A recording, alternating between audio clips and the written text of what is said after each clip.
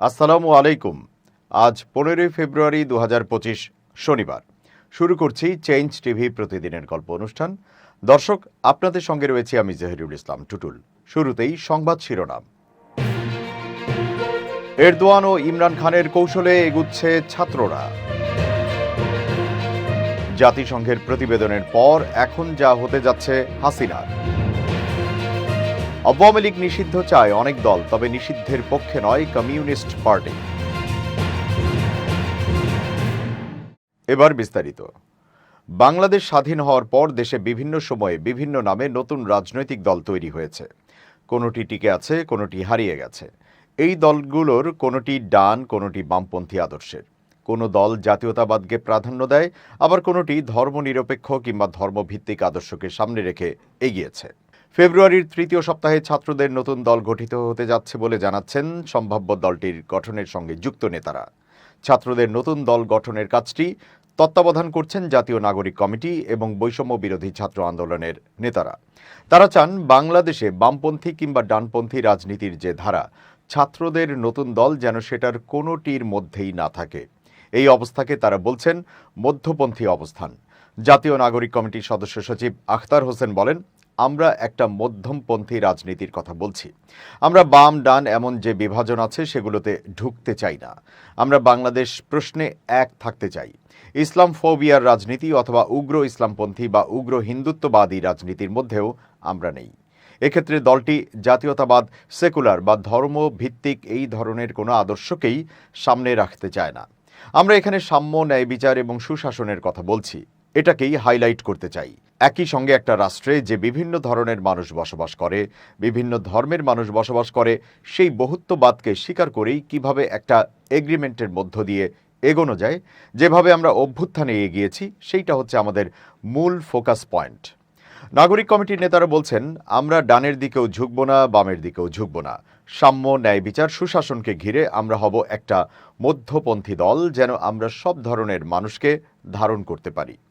বাংলাদেশের রাজনৈতিক দলগুলোর মধ্যে বাঙালি কিংবা বাংলাদেশি জাতীয়তাবাদী ধারার রাজনীতি যেমন আছে, তেমনি ধর্মনিরপেক্ষ কিংবা ধর্মভিত্তিক রাজনৈতিক দলও আছে।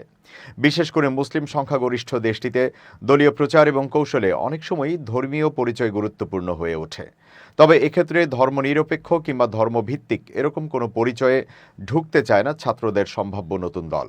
জাতীয় নাগরিক কমিটির মুখপাত্র সামান্তা শারমিন বলেন, আমরা অধিকারের রাজনীতি, দায় ও দরদের রাজনীতি এগুলোকে সামনে নিয়ে আসব, যাতে এখানে নির্দিষ্ট কোনো মত বা ধর্ম গুরুত্বপূর্ণ হয়ে না ওঠে। এখানে গুরুত্বপূর্ণ হয়ে উঠবে শুধু বাংলাদেশ, এই দেশের মানুষের অধিকার এবং রাষ্ট্র গঠনের কাজ। এখানে যে কোনো ধর্মের মানুষ, যে কোনো মতের মানুষ, যে কোনো আদর্শের মানুষ তার নিজ নিজ ধর্ম স্বাধীনভাবে পালন করবে। আদর্শ যেটাই হোক, ছাত্রদের নতুন দল কতটা জনপ্রিয়তা অর্জন করতে পারবে সেটা আগে থেকে বোঝার উপায় নেই। তবে এটাও ঠিক, দেশটিতে গত 40 বছরে নতুন তৈরি হওয়া কোনো দল ভোটের মাঠে সেভাবে সুবিধা করতে পারেনি। তবে দেশে না হলেও গত কয়েক দশকে বিশ্বের বিভিন্ন দেশে নতুন নতুন রাজনৈতিক দলের অল্প সময়ের মধ্যেই ক্ষমতায় আসার নজির আছে, যার মধ্যে বিশ্বব্যাপী বিশেষভাবে নজর কেড়েছে তুরস্কের রিসেপ তাইয়েপ এরদোয়ানের একে পার্টি, পাকিস্তানের ইমরান খানের তেহরিকে ইনসাফ এবং ভারতের অরবিন্দ কেজরিওয়ালের আম আদমি পার্টি।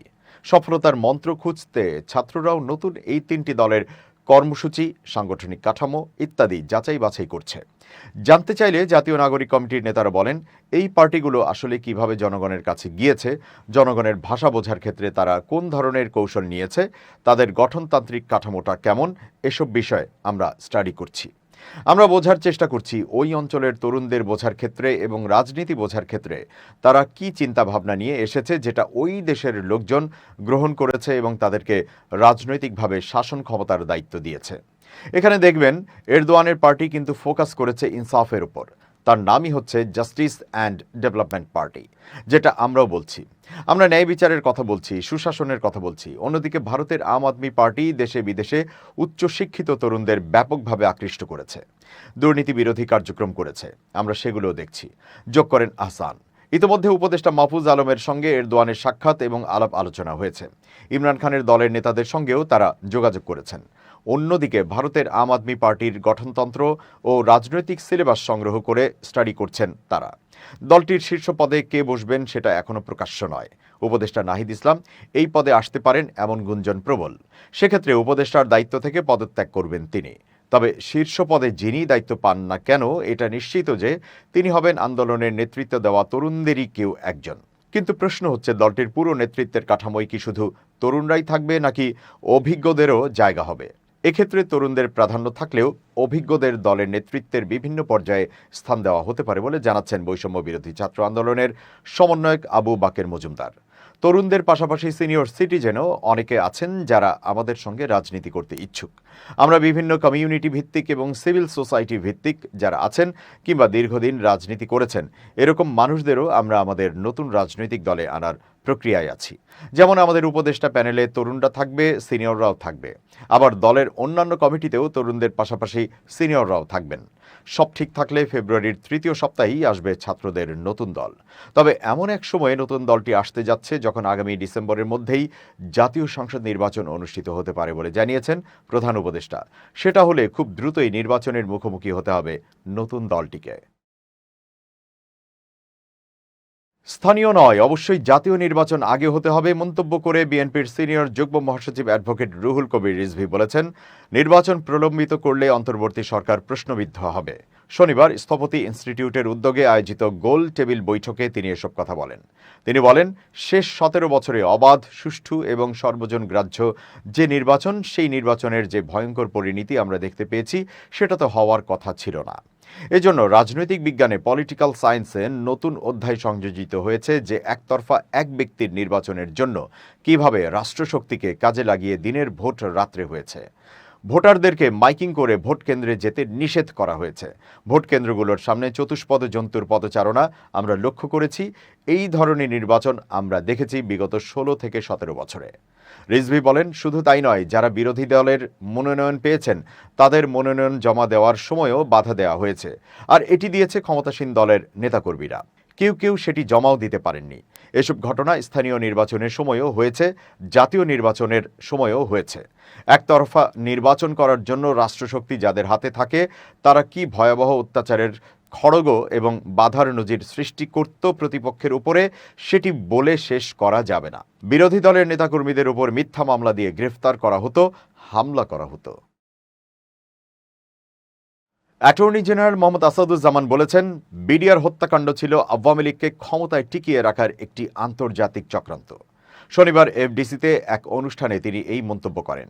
অ্যাটর্নি জেনারেল বলেন, বাংলাদেশের মানুষকে জিম্মি করার জন্য, ভোটের অধিকার হরণ করার জন্য, নৈরাজ্যের মাধ্যমে দেশের সার্বভৌমত্ব ধ্বংস করার জন্য বিডিআর হত্যাকাণ্ডের ঘটনা ঘটানো হয়েছিল।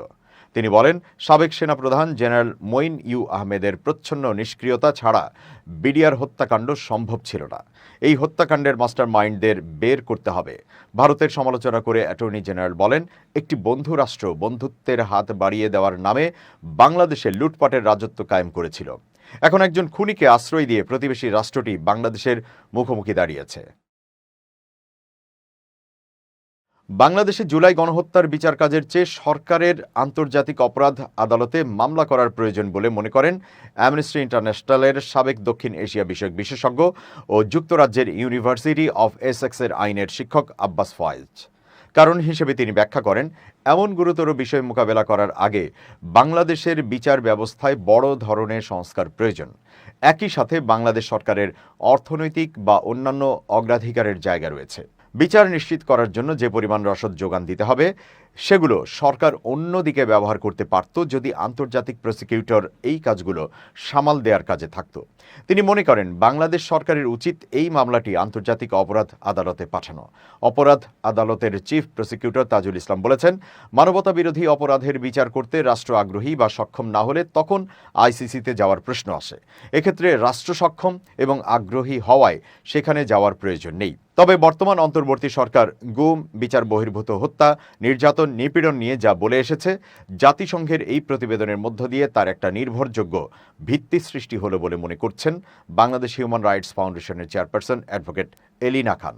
তার মতে, বিচার কাজ আরও দ্রুত এগিয়ে নিতে সহায়ক হবে এই প্রতিবেদন। জাতিসংঘের প্রতিবেদনে খাত অনুযায়ী বেশ অনেক ধরনের সুপারিশ রয়েছে। যেসব খাত উল্লেখ রয়েছে সেগুলো হচ্ছে জবাবদিহিতা ও বিচার ব্যবস্থা, পুলিশ ও নিরাপত্তা, গণতান্ত্রিক অধিকার ও নাগরিক স্বাধীনতা, রাজনৈতিক ব্যবস্থা, অর্থনৈতিক শাসন ও দুর্নীতি দমন এবং মানবাধিকার রক্ষা। উদাহরণস্বরূপ, জবাবদিহিতা ও বিচার ব্যবস্থার ক্ষেত্রে অপরাধের নিরপেক্ষ ও কার্যকর তদন্ত, দোষীদের আন্তর্জাতিক মানদণ্ড অনুসারে শাস্তি, ভুক্তভোগীদের ক্ষতিপূরণ ও ন্যায় বিচার, সাক্ষীদের নিরাপত্তা নিশ্চিতে নির্ভরযোগ্য সুরক্ষা ব্যবস্থা চালু, মানবাধিকার লঙ্ঘনে অভিযুক্ত সরকারি কর্মকর্তাদের স্বাধীন তদন্তের আগ পর্যন্ত সাময়িক বরখাস্ত করা, বিচারকদের স্বাধীনতা রক্ষা ও রাজনৈতিক প্রভাব থেকে মুক্ত রাখা, মৃত্যুদণ্ড কার্যকরের উপর স্থগিতাদেশ জারি করা এবং এটিকে সম্পূর্ণ বিলুপ্ত করার বিষয়ে বিবেচনা, এমন বিষয় রয়েছে। বাংলাদেশের মৃত্যুদণ্ডের বিধান নিয়ে আন্তর্জাতিক পর্যায় থেকে জোর দেওয়া হয়েছে আবারও। বাংলাদেশের মানবাধিকার কর্মী এলিনা খান মৃত্যুদণ্ডের বিধানের বিপক্ষে থাকলেও বাংলাদেশের বাস্তবতায় একটা সমস্যার জায়গাও দেখছেন। মানুষ মৃত্যুদণ্ড কেন চায়? মানুষ যখন দেখে আরেকটা রাজনৈতিক দল আসছে, এত দ্রুত এদের ছেড়ে দেওয়া হয় কোনো বিচার বিবেচনা ছাড়াই, তখন মানুষ ভয় পেয়ে যায়। জামায়াতে ইসলামীর আমির ডাক্তার শফিকুর রহমান বলেছেন, নির্বাচন হতে হবে, তবে যেন তেন মার্কা নির্বাচন আমরা চাই না। নির্বাচনের মতো নির্বাচন চাই, সুষ্ঠু নির্বাচন চাই, যে নির্বাচনে পেশি শক্তি আর কালো টাকার খেলা চলবে না। তাই সরকারকে বলবো, আগে সংস্কার করুন, পরে নির্বাচন দিন। তিনি গণমাধ্যমকে দেওয়া এক সাক্ষাৎকারে এসব কথা বলেন। জামায়াত আমির বলেন, এদেশে ফ্যাসিস্ট সরকারের প্রেতাত্মাগণ এখনও গুরুত্বপূর্ণ স্থানে রয়েছেন, যারা বিগত দিনের ভোট রাতে আর ভোটারবিহীন একটি সরকার তৈরি করেছেন। তাদের দিয়ে আমরা আগামী নির্বাচন মানব না।